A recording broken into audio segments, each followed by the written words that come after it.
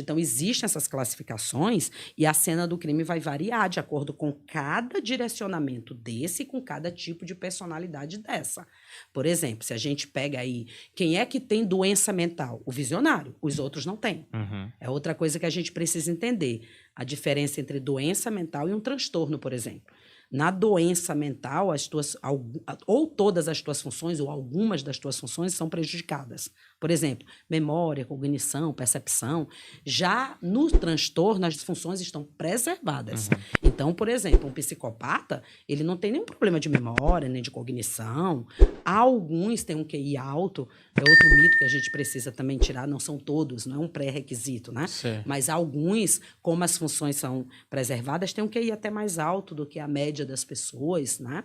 E assim por diante. Então, a maioria dos serial killers, tirando o visionário, por isso que é importante a gente conhecer os padrões, a grande maioria deles vai saber o que está fazendo, tem consciência do que está fazendo, vai planejar o que está fazendo, né? E nesse sentido. Eu imagino que deve ter subcategorias onde elas acabam se juntando. Então, por exemplo, esse o visionário e da missão, eu imagino que deve ter, às vezes, uma coisa que trabalha em conjunto, porque às vezes o cara que, por exemplo, né, busca o extermínio de homossexuais, às vezes isso pode estar motivado por uma bitolação religiosa ou alguma influência desse tipo.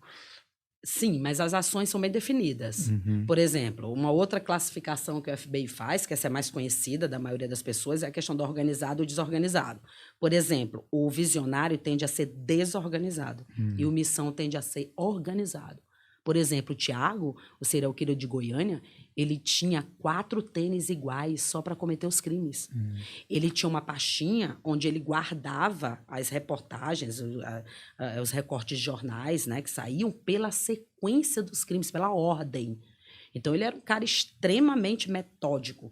Então, o organizado tende a ser metódico, né? E o desorganizado não. O desorganizado, como visionário, ele vai de acordo com o que o surto tá mandando.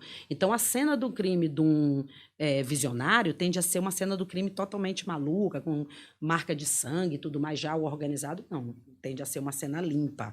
É um cara mais difícil de se pegar. E a mente humana, ela tá mudando, né? A gente várias vezes tem conversa aqui sobre o quanto que a tecnologia e as redes sociais transformaram o bicho humano em uma outra coisa que ele não seria há 50 anos atrás. Então, o modo de pensar, as motivações, elas acabam sendo alteradas por causa desse tipo de influência. Vocês observam isso? Existe alguma outra coisa surgindo baseada nesse tipo de estudo? A gente observa isso nos estudos que eles têm sobre assassinos em massa, por exemplo. Se observa isso é mencionado pela ciência desde 1950. Só que não se deu muita atenção a isso, vamos dizer assim. Por exemplo, eles fizeram estudos em como a mídia, né, ou determinados vídeos ou visões, né, podem influenciar assim, no comportamento. Inclusive, a própria psicologia social, ela tem um estudo ligado à área da influência social que mostra o quanto, sim, a gente influencia uns aos outros e vai ser influenciados por imagem. Inclusive, tem criminosos famosos aí que se inspiravam em determinados filmes, né? Aquele Naturalmente Nascidos para Matar. É um filme que vários, né, criminosos famosos, eu me inspirei nisso aí. E tem estudos da psicologia, do Bandura, onde, por exemplo, eles pegavam um grupo de crianças e colocavam um grupo de crianças, olhava cenas mais violentas e outro não. E aí eles iam chamando depois um a um para uma sala e no canto tinha um boneco pendurado. As crianças que assistiram à violência, eles atacavam o boneco exatamente como eles tinham olhado. E as crianças que não viram, elas não chegavam nem perto do boneco, não chamava a atenção delas. Então, sim, existe essa influência, né?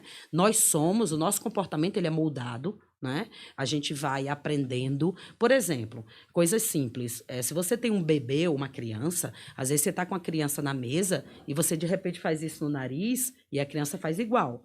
Você faz assim no olho, a criança vai fazer igual. Porque uma das maneiras da gente aprender, isso é teoria, né? Psicologia, teoria da aprendizagem, uma das maneiras da gente aprender é imitando. Né? Então, a gente imita o comportamento.